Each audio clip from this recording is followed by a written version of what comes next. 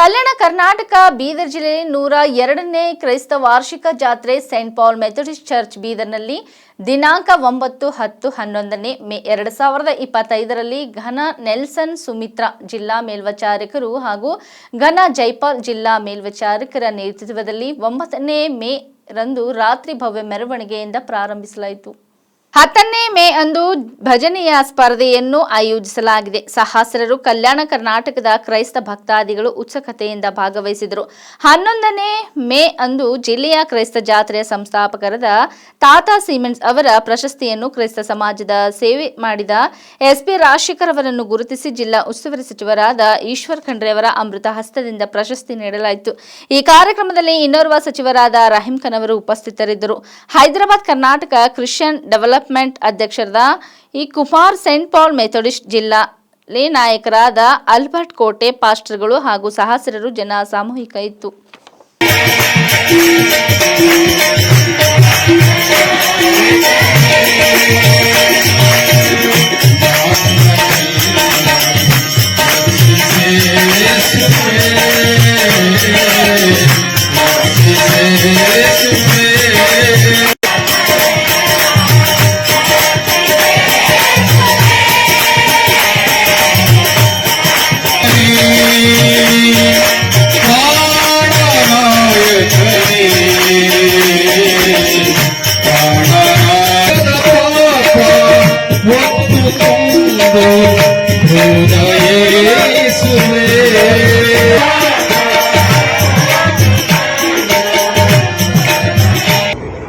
ಜಾತ್ರೆಯ ಕೊನೆಯ ದಿವಸದ ಆರಾಧನೆಯಲ್ಲಿ ಬಂದಿರುವಂತ ನಿಮ್ಮೆಲ್ಲರಿಗೆ ಯೇಸು ಕ್ರಿಸ್ತನ ಮಧುರವಾದ ನಾಮದಲ್ಲಿ ನಾವು ವಂದನೆ ಸಲ್ಲಿಸುತ್ತೇನೆ.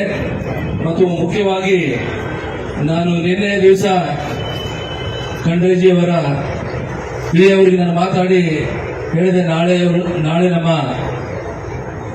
ರೇಂಜ್ ಮಿನಿಸ್ಟರ್ ಅಥವಾ ನಮ್ಮ ಅರಣ್ಯ ಇಲಾಖೆಯ ಮಿನಿಸ್ಟರ್ ಆಗಿರುವಂತಹ ನಮ್ಮ ಖಂಡ್ರೆಜಿಯವರು ಬಂದ್ರೆ ನಮಗೆ ಚೆನ್ನಾಗಿರ್ತದೆ ಎಂಬುದಾಗಿ ನಾನು ಅವ್ರ ಕಡೆ ಒಂದು ಮೆಸೇಜ್ ಬಿಟ್ಟೆ. ಆಮೇಲೆ ಅವ್ರು ಹೇಳಿದ್ರು ನನಗೆ, ಇವತ್ತು ಮಿನಿಸ್ಟರ್ ಅವರು ಗುಲ್ಬರ್ಗದಲ್ಲಿದ್ದಾರೆ, ನಾನು ಅವ್ರಿಗೆ ಹೇಳ್ತೀನಿ, ಮೆಸೇಜ್ ಪಾಸ್ ಆನ್ ಮಾಡ್ತೀನಿ ಮತ್ತು ಅವರು ನಾಳೆ ಬರ್ತಾರೆ ಎನ್ನುವಂತ ಆಶ್ವಾಸನೆ ಕೊಟ್ಟಿದ್ದಾರೆ. ಇವತ್ತು ನಮ್ಮ ಒಂದು ಪ್ರೀತಿಯ ಕರೆಗೆ ಹೋಗೊಟ್ಟು ನಮ್ಮ ಜಾತ್ರೆಯಲ್ಲಿ ನಮ್ಮ ನೆಚ್ಚಿನ ನಾಯಕರಾಗಿರುವಂತಹ ಮಿಸ್ಟರ್ ಖಂಡ್ರೆಜಿ ಅವರು ಬಂದಿರುವಂತದ್ದು ನಮ್ಮೆಲ್ಲರಿಗೆ ಬಹಳ ಸಂತೋಷದ ಒಂದು ಸಂಗತಿಯಾಗಿದೆ.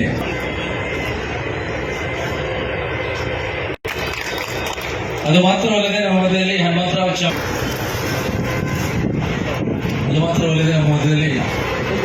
ನಮ್ಮ ಬಯಸ್ತೇವೆ.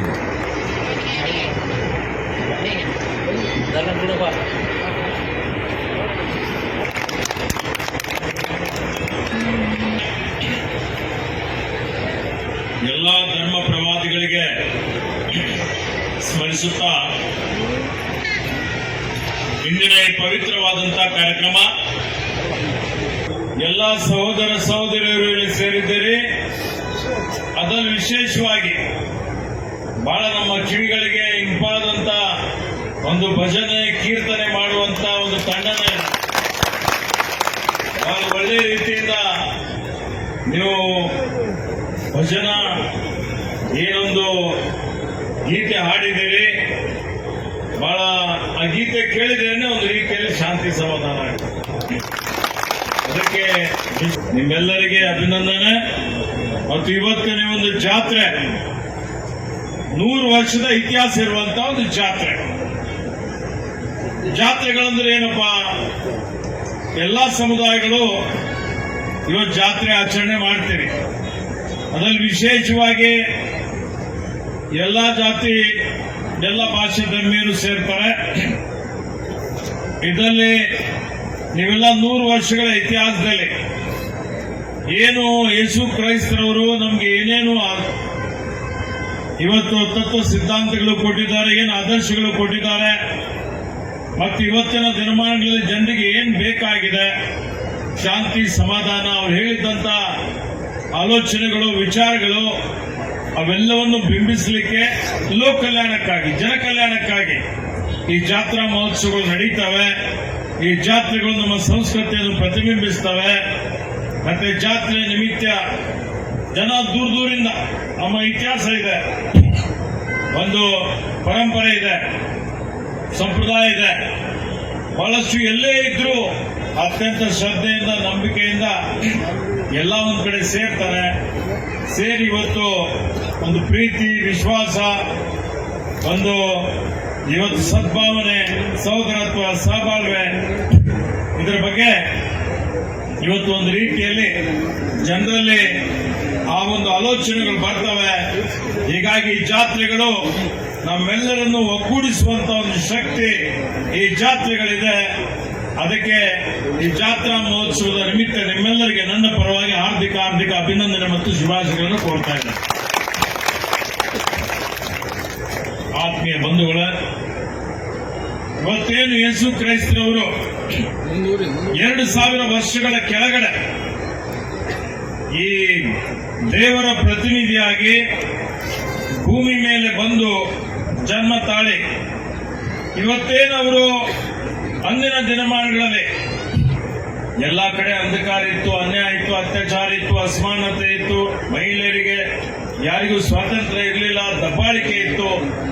ಅಂತ ಸಮಯದಲ್ಲಿ ಯೇಸು ಕ್ರೈಸ್ತರವರು ಬಂದು ಅವ್ರದೇ ಒಂದು ತಂಡವನ್ನು ಕಟ್ಟಿಕೊಂಡು ಇವತ್ತೇನು ದೇವರ ಅವರೇನು ಸೂಚನೆ ಕೊಟ್ಟಿದ್ದಾರೆ ಅದನ್ನು ಜನರಲ್ಲಿ ಮುಟ್ಟಿಸುವಂಥದ್ದು, ಎಲ್ಲಾ ಕಡೆ ಒಂದು ರೀತಿಯಲ್ಲಿ ಪ್ರೀತಿ. ಅವರೇನು ಹೇಳಿದ್ದಾರೆ, ಅವ್ರ ಸಂದೇಶ ಏನಿದೆ, ಪ್ರತಿಯೊಬ್ಬರು ಪರಸ್ಪರ ಇವತ್ತು ಏನು ಪ್ರೀತಿ, ಸೇವೆ, ತ್ಯಾಗ, ಕ್ಷಮಾದಾನ ಇವೇನು ಅತ್ಯಂತ ಮುಖ್ಯವಾದಂತಹ ಒಂದು ವಿಷಯಗಳು. ಭಾವನೆಯಿಂದ ಇವತ್ತು ನೀವೆಲ್ಲ ಸೇವೆ ಮಾಡ್ತಾ ಇದ್ದೀರಿ. ಇವತ್ತು ನಿಮ್ಮ ಸೇವೆ ಆರೋಗ್ಯದ ಕ್ಷೇತ್ರದಲ್ಲಿ, ಶಿಕ್ಷಣದ ಕ್ಷೇತ್ರದಲ್ಲಿ, ಅತಿ ಕಡು ಬಡವರ ಒಂದು ಓಣಿಗಳಿಗೆ ಹೋಗಿ ಇವತ್ತು ಯಾರಿಗಾದರೂ ಕಾಯಿಲೆಗಳಿದ್ರೆ, ಯಾರಿಗಾದ್ರೂ ಹಿಂದೆ ನಾವು ನೋಡಿದ್ವಿ ಕುಷ್ಠರೋಗ ಇದ್ರೆ ತಮ್ಮ ಮನೆಯಲ್ಲೇ ಇದ್ದವರು ಪರಿವಾರದವರಿಗೆ ಮನೆಯವ್ರಿಗೆ ಹಾಕಿದ್ದು ನಾವು ನೋಡಿದ್ದೇವೆ. ಆದರೆ ಅಂತ ಕುಷ್ಠರೋಗಿಗಳಿಗೆ ಸಹಿತ ಕ್ರಿಶ್ಚಿಯನ್ ಮಿಷನರೀಸ್ ಆಸ್ಪತ್ರೆ ಪ್ರಾರಂಭ ಮಾಡಿ ಅವರಿಗೆ ಚಿಕಿತ್ಸೆ ಕೊಟ್ಟಿದ್ದು, ಸೇವೆ ಕೊಟ್ಟಿದ್ದು, ಒಂದು ಮಾನವೀಯತೆ, ಆ ಮೌಲ್ಯ ಏನಿದೆ ಅಂತೇಳಿ ತೋರಿಸ್ಕೊಟ್ಟಿದ್ದು ಅನೇಕ ಉದಾಹರಣೆಗಳಿದ್ದಾವೆ. ಅದೇ ರೀತಿಯಲ್ಲಿ ಇವತ್ತೇನಿಲ್ಲಿ ನಾವು ನೋಡ್ತಾ ಇದ್ದೀವಿ, ಅತ್ಯಂತ ಕಡು ಬಡವರು. ಈಗ ನಮ್ಮ ಸರ್ಕಾರ ಬಹಳ ಸಶಕ್ತ ಆಗಿದೆ. ಎಲ್ಲಾ ಕಡೆ ಶಾಲೆ ತೆಗೆದಿದ್ದೇವೆ, ಕಾಲೇಜ್ ತೆಗೆದಿದ್ದೇವೆ. ಹಿಂದೆ ಸರ್ಕಾರದ ಸಹಾಯ ಇರಲಿಲ್ಲ, ಆರ್ಥಿಕವಾಗಿ ಬಹಳ ಇವತ್ತು ಬಲಿಷ್ಠವಾಗಿ ಇದ್ದಿಲ್ಲ.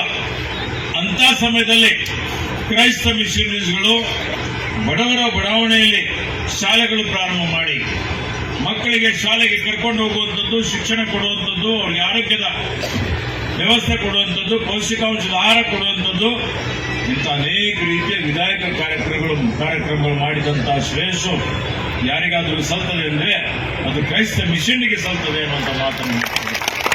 ಈ ಜಾತ್ರೆದು ಮುಖ್ಯ ನನ್ನ ಪ್ರಕಾರ 100 ವರ್ಷಕ್ಕಿಂತ ಜಾಸ್ತಿ ಆಗಿರ್ಬೋದು ಈ ಜಾತ್ರೆ स्टार्ट आगी, क्योंकि जात्रा का एक बहुत ही इम्पोर्टेंस ये है कि यहाँ पे सभी डिस्ट्रिक्ट गांव से लोग आके एक प्रीति, विश्वास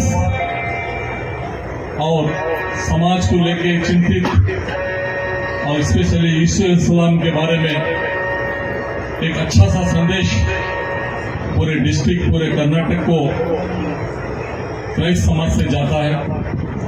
जहां पे भी अभी ईश्वर साहब भी बताए कि क्राइस्ट समाज के बारे में जहां पे भी नाम लिया जाता है, चाहे गवर्नमेंट में, चाहे हमारे कैबिनेट में, चाहे पुलिस डिपार्टमेंट में, जिस जगह भी कहीं पे भी ये समाज में भेदभाव, ऊंच नीच इस तरह से नहीं है बोल के क्लियर कट आता है. ये कई समाज के लोग बहुत ही शांति, बहुत ही प्यार, विश्वास, मोहब्बत और रेस्पेक्ट से रहते हैं. कभी लड़ी झगड़ा नहीं, कोई बदमाशी नहीं, कोई गुंडाइज्म नहीं. ये मैसेज है पूरे देश में, पूरी दुनिया में.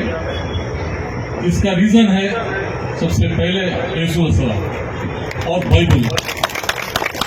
ये दो चीज जो मजबूत से क्राइस्ट समाज पकड़ के है और उसका मैसेज सभी तक आप लोग पहुंचा है.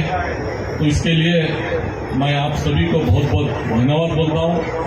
और हमारे संजय जागीरदार को हमारे कर्नाटक सरकार की तरफ से मैं, ईश्वर जी, हम सभी लोग मल्लिकार्जुन खड़गे जी रिकमेंड करके कई समाज से उपाध्यक्ष पूरे स्टेट के उपाध्यक्ष बनाए, जहाँ पे 250 करोड़ रुपीस वहाँ पे दिया गया है वो मंडली को।